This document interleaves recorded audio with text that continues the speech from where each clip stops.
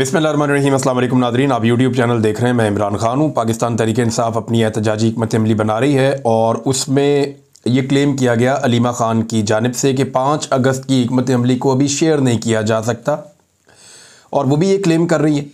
दीगर कुछ और पाकिस्तान तहरीक-ए-इंसाफ के लोग ये क्लेम कर रहे हैं कि उनके पास कोई सरप्राइज़ है या कुछ ऐसा वो करने जा रहे हैं 5 अगस्त को, जिससे कोई शायद नई चीज़ होगी या शायद हुकूमत को कोई सरप्राइज़ मिलेगा। लेकिन जब ऑफ द रिकॉर्ड हमने पाकिस्तान तहरीक-ए-इंसाफ के मुख्तलिफ लोगों से पूछा तो अब उन्हें आइडिया नहीं है। यानी हो सकता है कोई इक्का दुक्का लोगों को पता हो, लेकिन जो क़यादत है पाकिस्तान तहरीक-ए-इंसाफ की, उनमें से जो अक्सर लोग जिनसे खबरें वबरें हम ले लेते हैं, उन्हें आइडिया नहीं है। उन्हें सिर्फ यही पता है कि शेड्यूल के जो एहतजाज होंगे वो होंगे और 5 अगस्त के दिन में ज़रा ज़्यादा एहतजाज किया जाएगा, इसलिए कि 5 अगस्त को इमरान खान साहब को गिरफ़्तार किया गया था। अब ये जनाब पाकिस्तान तहरीक-ए-इंसाफ का अभी तक का प्लान है, जिसमें पाकिस्तान तहरीक-ए-इंसाफ के अक्सर लोगों को नहीं पता कि ये मनसूबा है क्या। जुनैद अकबर साहब ने यह क्लेम किया कि जो भी हम 5 अगस्त को करने जा रहे हैं उसका ऐलान हम 1 अगस्त को कर देंगे। यानी 1 अगस्त को लोगों को पता चल जाएगा कि 5 अगस्त को पाकिस्तान तहरीक-ए-इंसाफ क्या करने जा रही है, जबकि पार्टी के कुछ लोग कह रहे हैं जी हम आखिरी दिन तक नहीं बताएंगे, अगर हम बताएंगे तो हमारे बंदे गिरफ्तार हो जाएंगे, हमारे लिए मुश्किलात बढ़ जाएंगी। अब क्या मोमेंटम बना है तहरीक का, तो सीरियसली मैं आपको ये बताऊं कि जैसे माजी में मोमेंटम बन रहा था, अभी तक वैसी एक भी चीज़ मैंने नहीं देखी। अब मैंने जुलूस देखे हैं, जलसे देखे हैं, सिंध के अंदर एक्टिविटी हुई है, सलमान अकरम राजा साहब गए हैं, लेकिन ये जो रियल पॉलिटिकल एक्टिविटीज़ पाकिस्तान में होती हैं ये उस तरह की एक्टिविटीज़ हैं।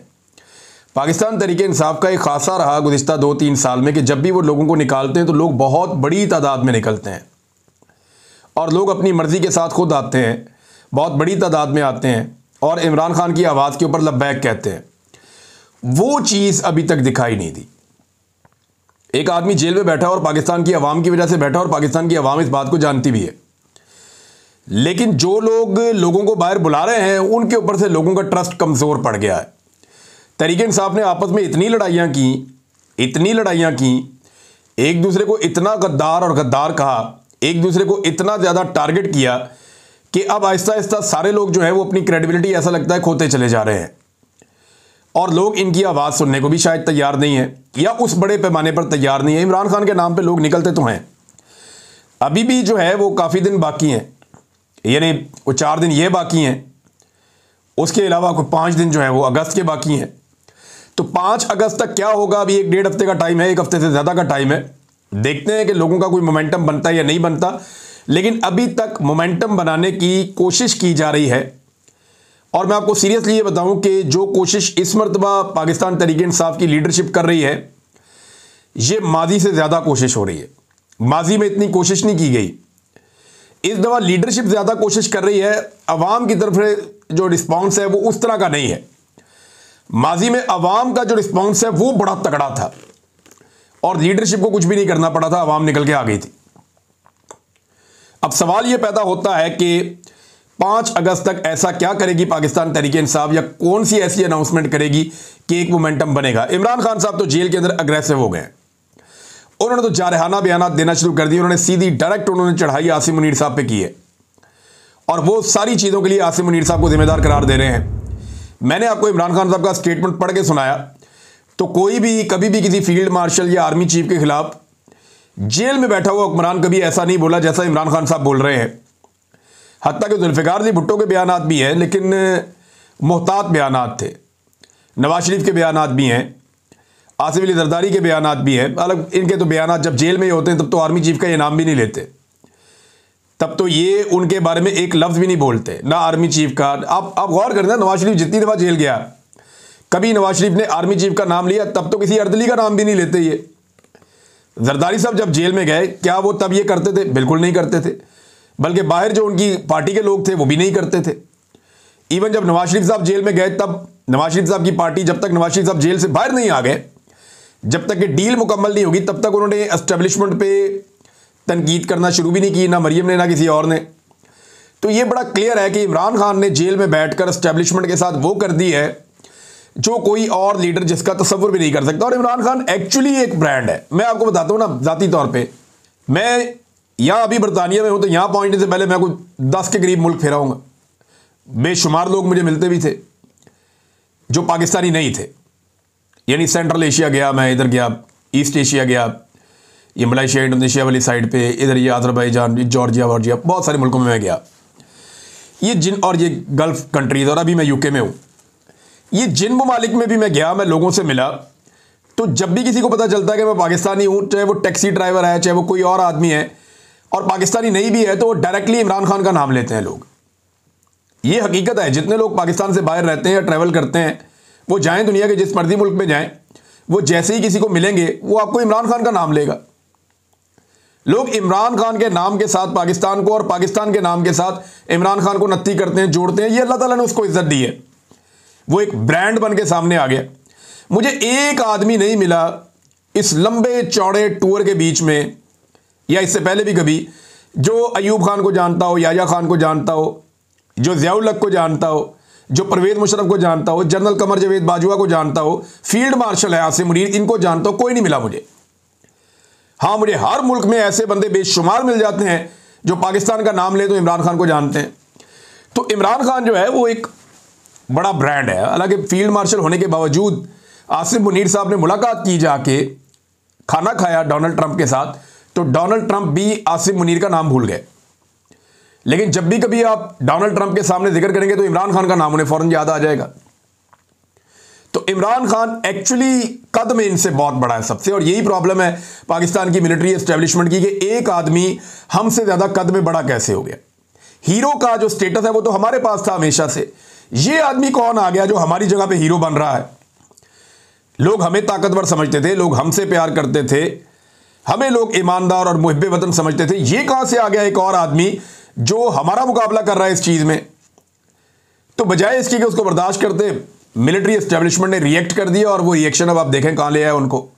वो जितना इमरान खान को मारते हैं उनकी अपनी मकबूलियत उतनी ज्यादा फारिग हो जाती है, और ये उनके साथ लगातार होता चला जा रहा है, होता चला जा रहा है। इमरान खान साहब से ऐसा लगता है पूरा निजाम बदला ले रहा है, मिलिट्री एस्टेब्लिशमेंट भी बदला ले रही है, ब्यूरोक्रेसी भी बदला ले रही है। ये जितनी सियासी जमातें हैं ये जानते हैं कि जिस दिन ये इक़्तिदार से निकले ये जेलों में जाएंगे। इन्होंने इलेक्शन चोरी किया हुआ है, इन्होंने करप्शन के ऊपर एनआरओ लिया हुआ पूरा का पूरा, इन्होंने अपने केसेस खत्म करने के लिए कवानीन बदल दिए हैं। जिस दिन पाकिस्तान में ताकत का तवाज़ुन दूसरी तरफ गया, ये सारे जेलों में जाएंगे।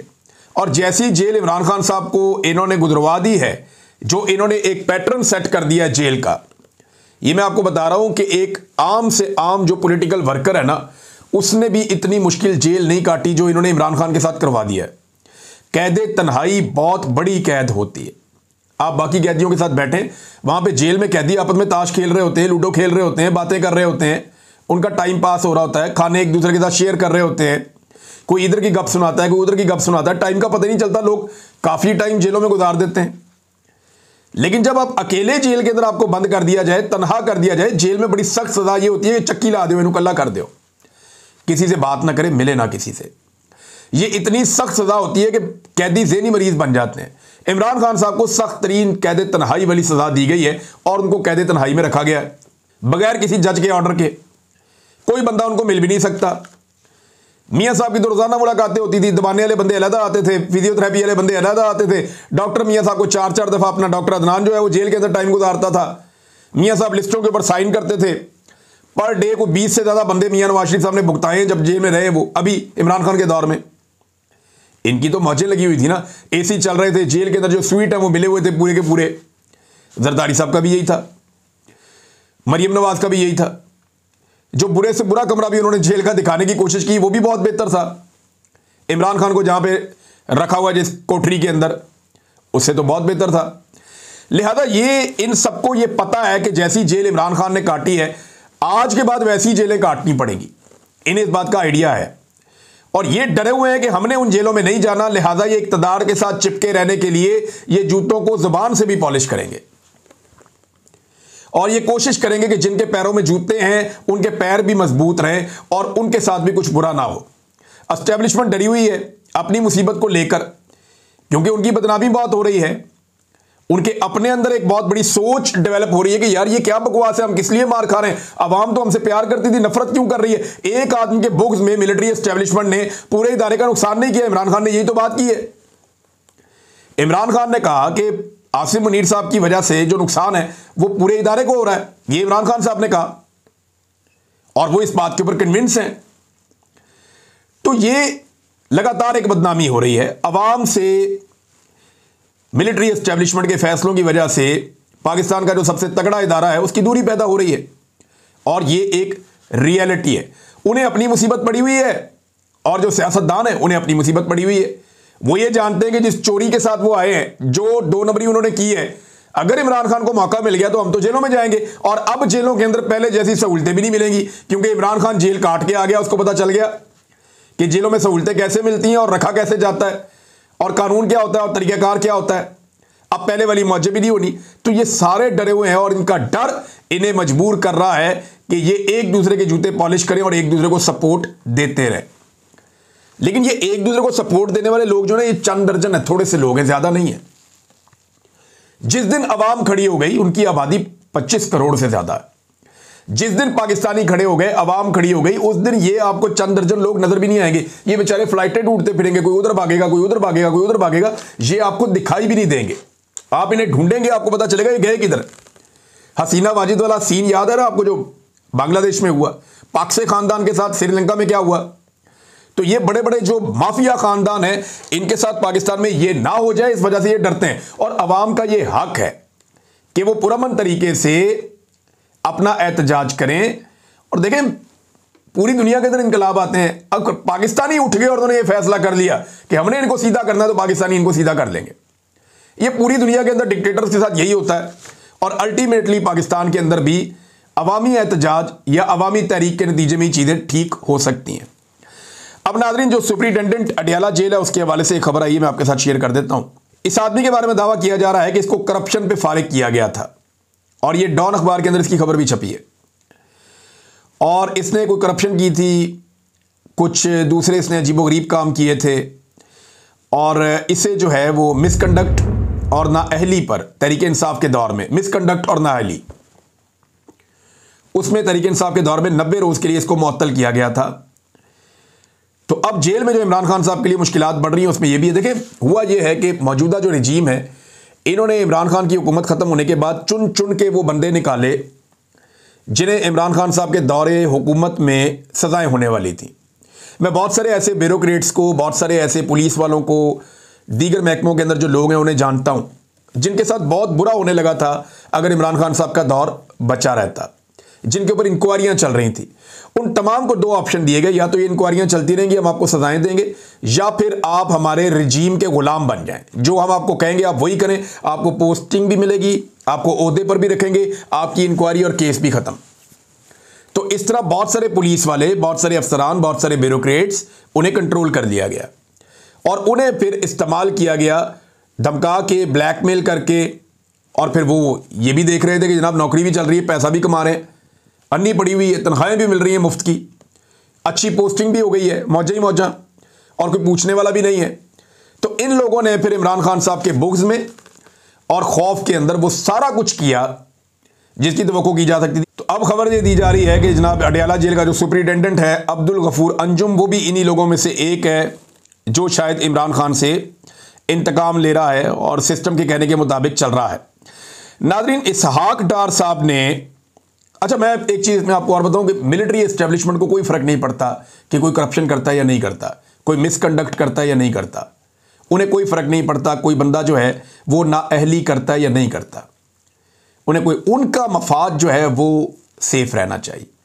अगर कोई एस्टेब्लिशमेंट के मफाद के खिलाफ नहीं जा रहा और एस्टेब्लिशमेंट जब उसे जो हुक्म जारी करती है वो उस हुक्म को पूरा करता है, तो एस्टेब्लिशमेंट को इस चीज़ से कोई सरोकार नहीं है कि वो बंदा करप्ट है, बेईमान है, लूट मार कर रहा है, पाकिस्तान को नुकसान पहुंचा रहा है, पाकिस्तान के इदारों को तबाह कर रहा है, रिश्वत और सिफारिश के ऊपर कारबंद है। इससे कोई फ़र्क नहीं पड़ता पाकिस्तान की एस्टेब्लिशमेंट को, जब तक कि वो आदमी डिलीवर करता रहता है एस्टेब्लिशमेंट को।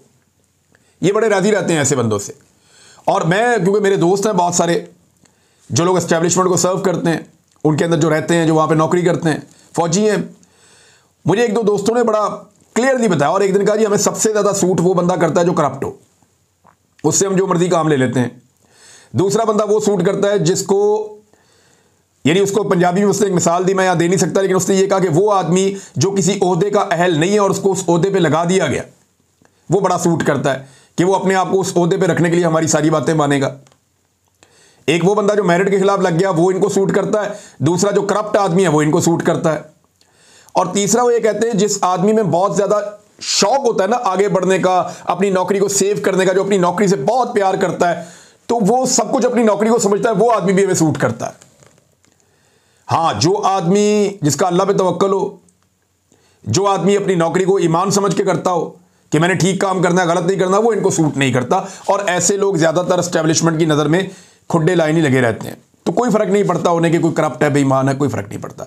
डार साहब ने नाज़रीन अपने बयान के ऊपर एक तौजीह पेश की है, यानी ये बताने की कोशिश की कि जनाब अपने बयान को मैं जवाब दे रहा हूं। डार साहब कहते हैं, मेरे गुज़िश्ता रोज Atlantic Council think tank Washington में इमरान खान के केस के बारे में सवाल के जवाब में डॉक्टर आफिया के केस के हवाले को सियाको सबाक से हट कर लिया जा रहा है।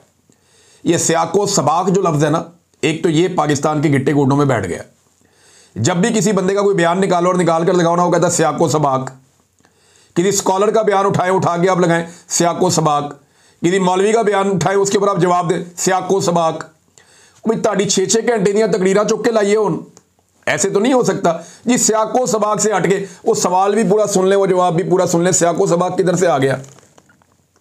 सादा सवाल उसने किया था कि पाकिस्तान में इमरान खान को विक्टिमाइज किया जा रहा है और जो ड्यू प्रोसेस ऑफ लॉ है उसको फॉलो नहीं किया जा रहा, और इमरान खान की पाकिस्तान में और पाकिस्तान के बाहर बहुत फॉलोइंग है।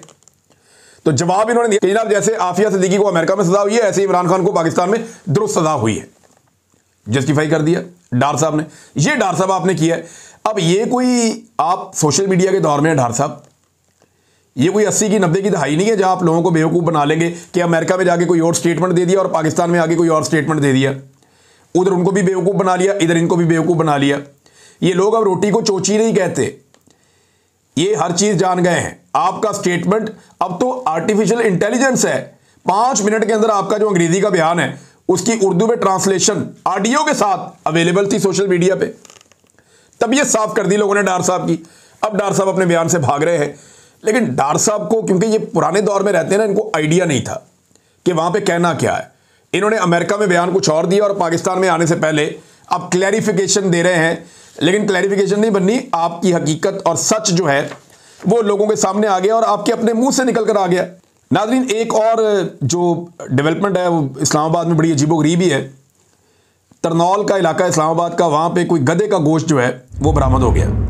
जिंदा गधे भी पकड़े गए और कोई 25 मन गोश्त जो है वो पकड़ा गया। अब ये गोश्त कहाँ जा रहा था, किन होटलों को जा रहा था, कहाँ बेचा जा रहा था, कौन लोग इन्हें खा रहे थे, यानी खोते का गोश्त खिलाया जा रहा है शहरियों को। ये पहली दफ़ा नहीं हो रहा। लाहौर में बड़ा अरसा खोते का गोश्त शहरियों को खिलाया गया, उसके बाद कुछ और इलाकों में खोते का गोश्त शहरियों को खिलाया गया। मैं हैरान होता हूं कि इस्लामी जमहूरिया पाकिस्तान है और वहां पे लगातार कार्रवाई डलती रहती है। जब खोता खिलाने वालों की आपस में लड़ाई हो जाए तो उनमें से एक मुखबरी कर देता है, तब पता चलता है जाके इंतजामिया को। तो ये फूड अथॉरिटी ने छापा मारा है। फूड अथॉरिटी के छापे का मतलब है कि ये खुराक के लिए इस्तेमाल हो रहा था, और किसी मकसद के लिए इस्तेमाल होता तो कोई और महकमा आ जाता। जनाब जिंदा गधे भी पकड़ लिए वहां से, गधों का गोश्त भी वहां से उठा लिया। अब पता नहीं गधों का गोश्त किस किसने खाया और किस किसने खिलाया। इससे पहले भी बहुत खिलाया गया। मैं यहां पे गैर मुस्लिम मुल्क है जहां पे हूं, जिस दुकान के ऊपर छोटा सा लिखा हुआ होता है ना हलाल, लोग आंखें बंद करके खरीद लेते हैं, क्योंकि लोगों को पता है यहां पे अगर हलाल की जगह कुछ और हमें मिला ना तो इसका सारा कारोबार ठप हो जाएगा, बंद हो जाएगा, ये जेल चला जाएगा, ये छूट नहीं सकेगा। लेकिन पाकिस्तान में परवाही किसी को नहीं। खोते खिलाई जा रहे हैं, जानवरों का गोश्त खिलाई जा रहा है। वो एक बंदा कच्चू कुम्मे खिला रहा था लोगों को, कछुओं का गोश्त दे रहा था। हैरत होती है मुझे। और यार थोड़े अरसे के बाद इस तरह का एक स्कैंडल आ जाता है पाकिस्तान में, लोगों को अपना मरना ही भूल गया, उन्हें पता ही नहीं है, यानी जो मर्जी लोगों को खिलाई जाएंगे। और हुकूमत जो है वो तो बस एक ही काम पे लगी हुई है कि उन्होंने सारे इदारों ने मिलकर पॉलिटिक्स ही करनी है। पहले सारे रल के कराची में मार रहे थे एमक्यूएम को, उसके बाद टारगेट किया गया खैबर पख्तूनख्वा में जमातों को, फिर फैसला हुआ जी अब फलां जमात को मारना है। आजकल पीटीआई के पीछे चढ़े हुए हैं सारे रल के, सारी पुलिस यही काम कर रही है, सूबाई महकमे ये काम कर रहे हैं, ज़िले हुकूमतें ये काम कर रही हैं, एस्टेब्लिशमेंट ये काम, सारे एक काम कर रहे हैं, बाकी सारे काम इन्होंने छोड़ दिए। नाज़रीन, एक और ख़बर है और ये ख़बर गाज़ा से है। गाज़ा में हर 3 में से 1 शख्स, यानी 1/3 गाज़ा के जो लोग हैं वो कई दिनों से भूखे हैं, उन्होंने खाना नहीं खाया। गाज़ा की जितनी आबादी है उसकी 1/3 कई दिनों से भूखी है, उन्होंने खाना नहीं खाया। और जो गाज़ा में काम करने वाले सहाफ़ी हैं, जो कई आलमी इदारों के साथ मुंसलिक हैं, वो भी अपने ख़ानदान वालों के लिए खाना मुहैया नहीं कर पा रहे। रोज़ाना 50 से ज़ायद लोग ऐसे हैं जो खाने के इंतज़ार में शहीद हो जाते हैं, वहाँ उन पर अटैक हो जाता है और वो शहीद हो जाते हैं। और इससे दुनिया हिल गई है। यूरोपीय ममालिक इसके ऊपर रोला डाल रहे हैं, इसके ऊपर बात कर रहे हैं, इसको रोकना चाहते हैं। लेकिन अमेरिका अभी भी इसराइल को मौका दे रहा है लड़ाई करने का। हालांकि डोनाल्ड ट्रंप ने यह कहा था कि 1 हफ्ते में जंगबंदी हो जाएगी। आज उस बात को भी मेरे ख्याल में 3 हफ्ते होने वाले हैं और जंगबंदी होने की बजाय मज़ीद खून बह रहा है, लगातार खून बह रहा है गाज़ा में, और दुनिया इसको रोकने में नाकाम है। सारी दुनिया को इसके लिए आवाज़ उठानी चाहिए। ये एक इंसानियत का मामला है और ज़्यादातर लोग जो अपने अंदर इंसानियत रखते हैं वो हर किस्म की कत्ल व गारतगिरी के ख़िलाफ़ आवाज़ उठाते हैं, जिनमें गाज़ा का भी एक मसला है। और इसमें एक बड़ा इम्पॉर्टेंट रोल हो सकता था अरब ममालिक का, लेकिन बदकिस्मती है कि हमने वो रोल प्ले होता हुआ नहीं देखा। अब तक के लिए इतनी, अपना ख्याल रखिएगा, अपने इस चैनल का भी। अल्लाह हाफ़िज़।